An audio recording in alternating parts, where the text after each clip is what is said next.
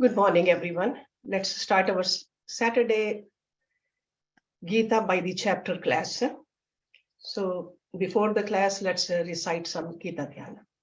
Om Parthaye Pratibodhitam Bhagavata Narayan Swayam Vyasen Grathitam Puran Munina Madhye Mahabharatam Advaitam Ritvarshinim Bhagavati Mashtadashadhyayane Am Tvam Anusandhami Bhagavad Gita Bhavatveshine Namo Astu Te Vyas Vishal Buddhe Full Arvind Ayat Patra Netar Yen Tavya Bharat Tel Purnaha Prajvalito Gyan Mea Pradeepaha प्रपन्न पारी जाताए तोत्र वेत्र एक पाने ज्ञान मुद्राए कृष्णाए गीता अमृत दुहे नमः सर्वोपनिषदो गावो दोगता गोपाल नंदना पार्थो वत्सा सुधीर भोगता दुग्धम गीता अमृतम महत वसुदेव सुतम देवम कंस चानूर मर्दनम देवकी परमानंदम कृष्णम वंदे जगत गुरुम भीष्म द्रोण तटा जयद्रथ जला गांधार नीलोत्पला शल्य ग्राहवती कृपेन वाहने कर्णेन वेलाकुला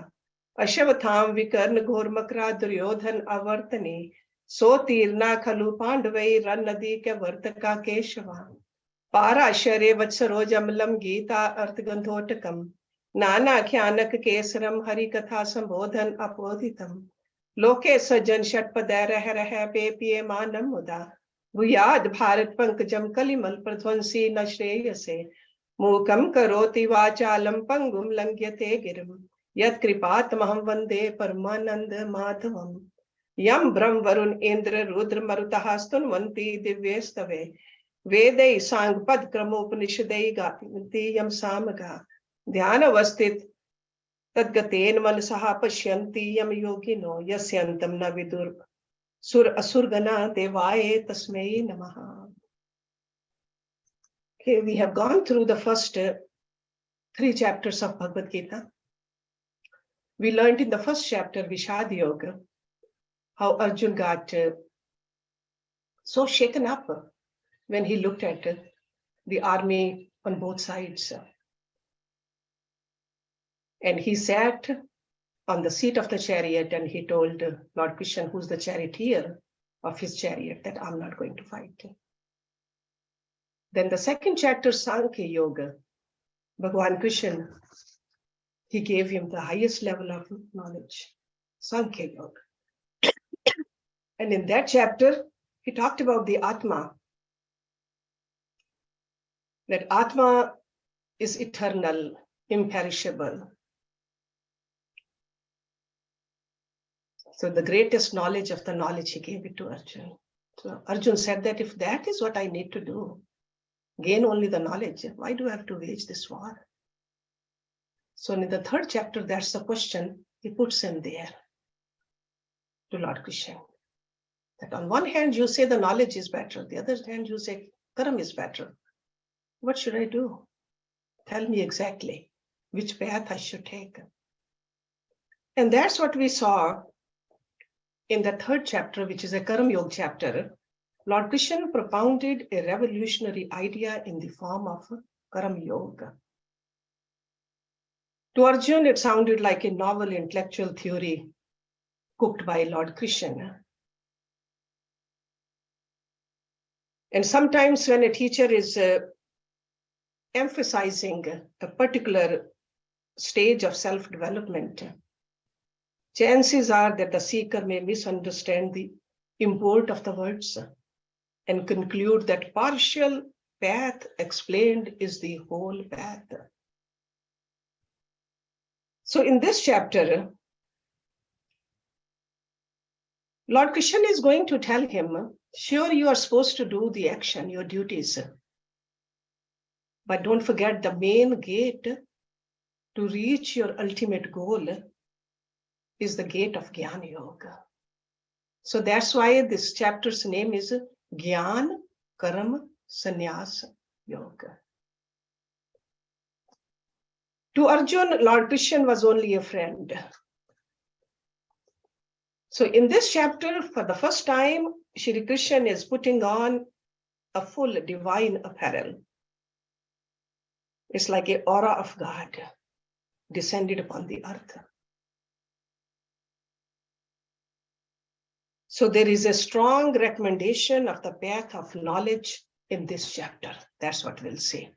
Sure, we are supposed to do our duty as a Karam yogi, but we cannot forget the Gyan. And what is this Gyan? This Gyan is not just a secular knowledge. This Gyan is a sacred knowledge that God is everywhere. The first verse, Lord Krishna says, I taught this imperishable yoga to Vivaswan. He taught it to Manu. Manu taught it to Ikshvaku. Ikshvaku is the ancestor of the solar dynasty that ruled Ayodhya for a long time. We see that the cultural values of life can be revived in a country only when the leaders of that country themselves culturally well established. That's why it was always taught to the rulers, the leaders. Moral values can be forced upon a generation neither by law nor by force. They can be propagated through examples. So if the leaders are good, the followers will be good too. Then Lord Krishna says the yoga by long lapse of time has been lost here. He's talking about the period of the Mahabharata, what was happening over there. He said that the same ancient yoga has been today taught to you by me. Why? Because you are my devotee. You are my friend. This is a supreme secret. Brahma Vidya is the supreme secret. Supreme secret doesn't mean that we got to keep it to ourselves. That means that it's very hard to understand. We got to delve deeper into it. Shri Krishna is declaring that the Karam Yoga in the last chapter is nothing other than the ancient yoga. Now Arjuna is listening to Lord Krishna. He says, later was your birth. Prior was the birth of Vivaswan. How am I to understand that you taught this yoga in the beginning? You are standing in front of me right now.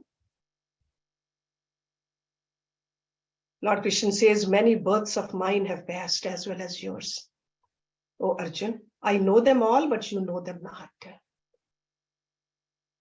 So in this section, we find the discussion of the theory of reincarnation. Though I am unborn and am of imperishable nature, and though I am the Lord of all beings, yet ruling my own nature, I take birth by my own Maya. The Supreme, by his own perfectly free will, manifests himself in a particular embodiment in the world. The Lord is the master of the Maya. He does not come into being as we do by our past karmas. He comes into the embodied by free will, because there is some work to be done.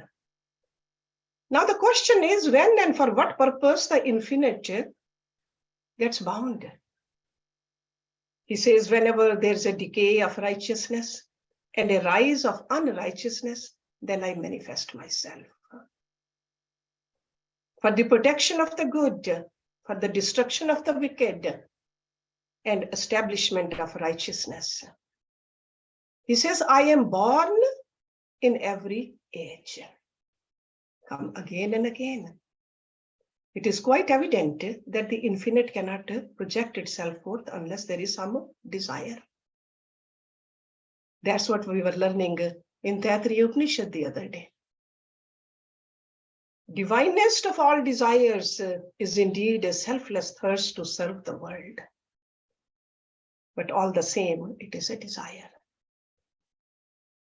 And why is Lord giving this bit of his autobiography? He says, he who knows this in true light, my divine birth and action, having abandoned the body, he is not born again. So this is the knowledge which we need to remember. This is the knowledge we need to experience. He says, he comes to me if you have this experience. So in true light, the Sanskrit word for this is tatvata.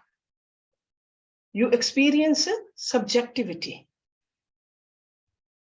That's how the spiritual development happens through the sadhana.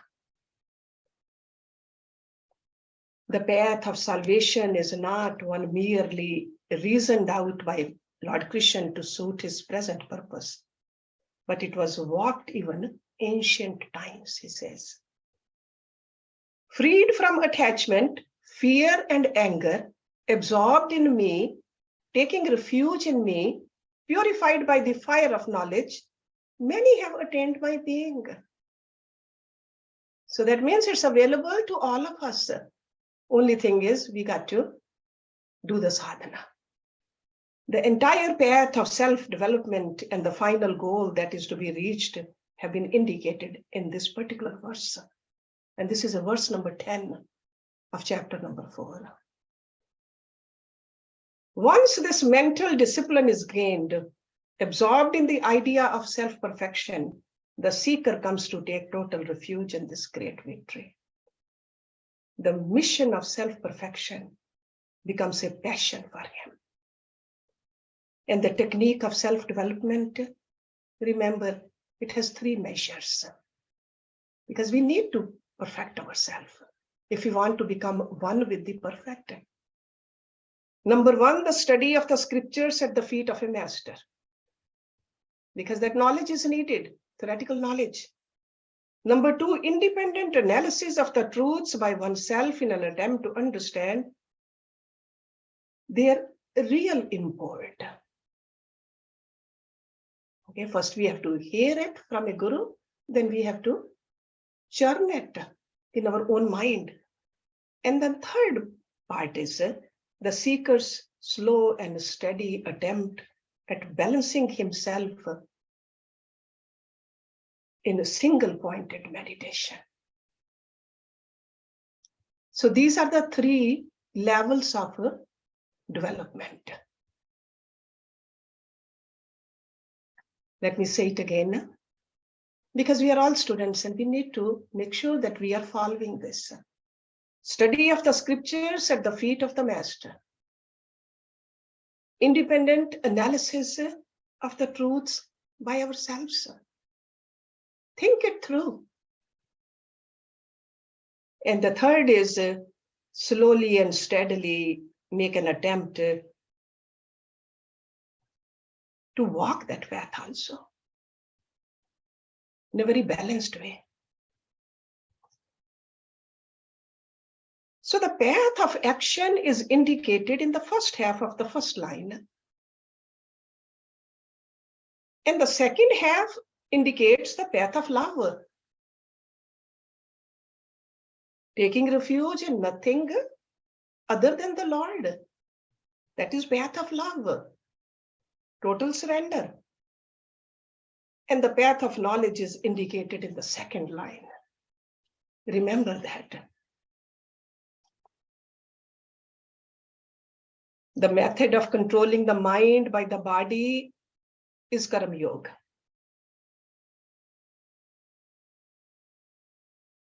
And it is fit for those who are extremely body conscious and world conscious.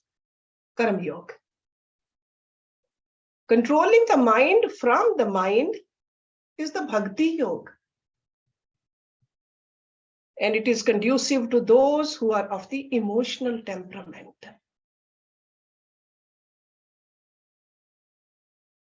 And the method of controlling the mind from the intellectual zone is called Gyan Yoga, which can appeal to all intellectuals. But remember, the ultimate experience is one and the same. Men who are seeking the lower or the higher ways of their spiritual strength can be divided upon the broad basis of their introvert and extrovert natures. And the extrovert men can again be divided into 4 types. Lord Krishna says, based upon their thoughts and actions. And this is what he mentions in the verse number 13, fourfold caste. He says the fourfold caste has been created by me according to the differentiation of Gun and Karam. We got to remember that very clearly. It's not based upon the birth. It's based upon the Gun and Karam. He says, I am the author of this. Know me as the non-doer and immutable. So it's like a differentiation of the mental quality and the physical actions, Gun and Karam.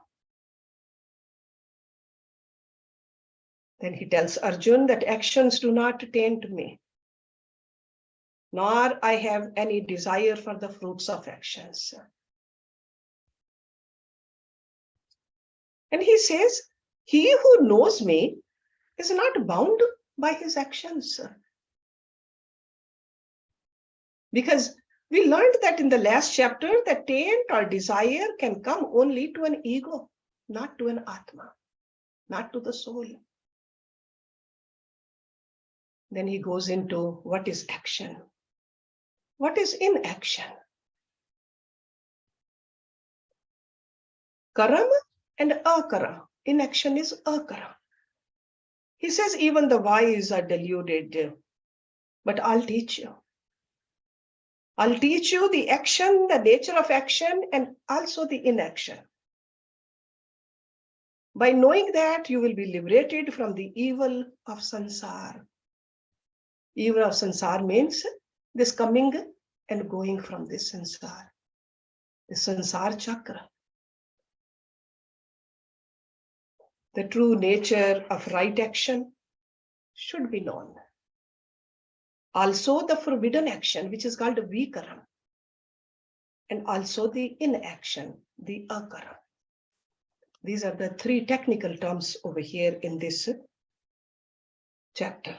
Imponderable is the nature of action. What is there to learn about action and inaction? Very deep verse, verse number 18. He says, he who recognizes inaction, and action in inaction is wise among men. He is a yogi and a true performer of all actions.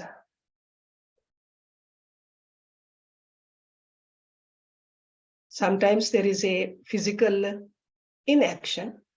You are sitting, doing nothing, but intense mental and intellectual activity is happening. And even in the most intense activities, you know that you yourself is an observer of it, is reveling in akaram. This is the maximum sattvic state. And this is what he's mentioning in this verse 18. That's why he says he has reached a state of great equanimity. And he's a yogi. The observer in us, which observes the activities, is most inactive. Just like a fan moves, not the electricity. So desireless activities, when undertaken and performed in a spirit of dedication, purify us. And the intellect gains new keenness. Then in verse number 19, he says, whose undertakings are all devoid of desires and purposes, whose actions have been burnt by the fire of knowledge, him the wise call a sage. Devoid of plan and desire for result, it only means that while he is at work, when you are doing the action, should not allow his abilities and capabilities to run to waste with the fears and anxiety. So he's not saying that don't plan. Because when you are planning something, that is the action you have undertaken. But while you are executing that action, don't take your mind to the anxiety about the fruit. To teach this inactivity, because sometimes it's easier to understand. When we say inactive, that means we are not doing anything. Inactivity. He says, having abandoned attachment to the fruits of action, ever content, depending on nothing, he does not do anything, though engaged in actions. So that means we got to learn to renounce our mental slavery to the expected fruits. That's what he's trying to tell us. Content with what comes to him without effort. That's a yogi. Free from the pairs of opposites and envy, even-minded in success and failure, though acting, he's not bound. So this is a state of egolessness. This is a condition of perfect conquest over the mind and the intellect. So to explain further this divine motive and attitude with which the men of perfection act in the world, Lord Krishna declares from verse 23 to 31, there is a term which he uses, yajna. Yajna. All actions performed without ego, not motivated by one's egocentric desires, fall under the category of yajna. There's an enumeration of 12 different yajnas, which can be practiced by anybody, in all occasions, in every field, under all conditions. When a sage performs actions in a spirit of yajna, they dissolve away without leaving any impression upon his mind. Just as the rainbow that disappears when the thin shower falling against the sunlight ends. It's a very famous verse number 24, which is normally chanted before we eat food. Brahm is the oblation, Brahm is the clarified butter, etc., constituting the offerings. By Brahm is the oblation poured into the fire of Brahma. Brahm verily shall be reached by him who always sees Brahm in all actions. So that means what we are eating also, that is Brahm. The way we are eating, that is Brahm. Our digestive power is Brahm too. There is nothing but Brahm and Brahm. So this shows that even at the moment of the natural enjoyment, we are not to forget the great truth that Brahm is everything and everywhere. Food is him, offering is him, etc. Right knowledge or the right attitude, which is called a bhavana, makes every action a yajna. That's what he tells us over here. That's why he gives us 12 different kinds of yajna here. Path of the sense control is a yajna. Path of the mind control is a yajna. Offering of wealth, tap yajna, yoga yajna, Gyan yajna. That really means renouncing the ignorance into the fire of knowledge. That is a Gyan yajna. Swadhyaya yajna. Even pranapan kumbhak yajna. Pranayam yajna. And in all these yajnas, self-effort is a common factor in all yajnas. The result of any one of the yajnas is a greater amount of self-control. An outcome of that is what? The inner integration of the individual personality. That's how we prepare ourselves for intense meditation.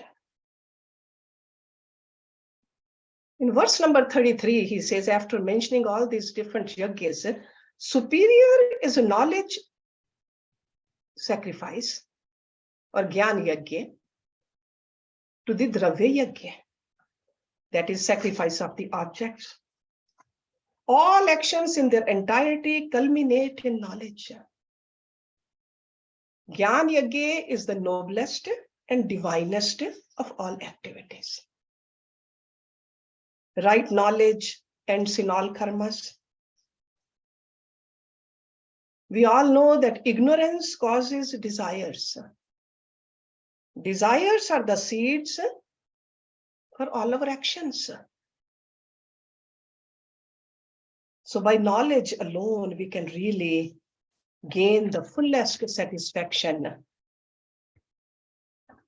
So then how do we gain this knowledge? If the knowledge is the ultimate, how do we get the knowledge? Another famous verse number 34. We all know that in shloks we have two lines. And the first line of this verse number 34, qualification of a student. In order to get the knowledge, we got to become adhikari, a student. And the second line is for the guru. Qualification for a guru also. He says, know that by long prostration, by question and service, the wise who have realized the truth will instruct you in that knowledge. So the qualities in a student, mental attitude, intellectual approach, surrender. And the qualities in a teacher should be the scriptural knowledge, subjective experience of infinite reality. Very important verse for all of us. Knowing that you shall not again get deluded like this, and by that you shall see all beings in yourself and also in me. This is ultimate knowledge. God is everywhere. There's nothing but God. And there are some tests of having realized that knowledge. Do we see God everywhere? Do we feel the presence of God in every being? Then he tells us how excellent this knowledge is. He says, even if you are the most sinful of all sinners, you shall cross this by the raft of knowledge. And he gives us an example in verse number 31 or 37. As the blazing fire reduces fuel to ashes, so does the fire of knowledge reduce all actions to ashes. And all actions means not just only the current karam, not only the prarabdha karam, but even the sanchit karam too. All actions. This is a very striking example, because no matter what kind of a wood we put into the fireplace, ultimately the same kind of a ash we see. Whatever be the quality, shape, condition, color of the wood. When they are digested by the fire, they just look homogeneous ash. So all karmas, it's said, good, bad, indifferent, they get burnt up in the fire of knowledge. But this kind of a fire of knowledge where we see God everywhere, experience that subjective reality. The man who's full of faith, who's devoted to it, who has subdued the senses, obtains knowledge. Having obtained knowledge, he goes to the supreme peace. So these are the necessary qualities we need to cultivate. Devoted, faith, and full control. So that means the faith, devotion, and the self-control. And very popular verse where the part of it says, Shraddhavan labhate jnanam. Shraddha is the faith. But if you have a doubt, that means a sanyas. He says doubt is the most sinful. How? The ignorant, the faithless, the doubting self goes to destruction. There is neither this world nor the other, nor happiness for the doubter. He who has renounced actions by yoga, whose doubts are rent asunder by knowledge, who is poised in the self as the self, actions do not bind him. Towards the end, Lord Krishna advises, therefore, after giving all this deep knowledge to Arjuna, he says, with the sword of knowledge, cut asunder the doubt of the self, born of ignorance, residing in your heart, and take refuge in yoga, arise.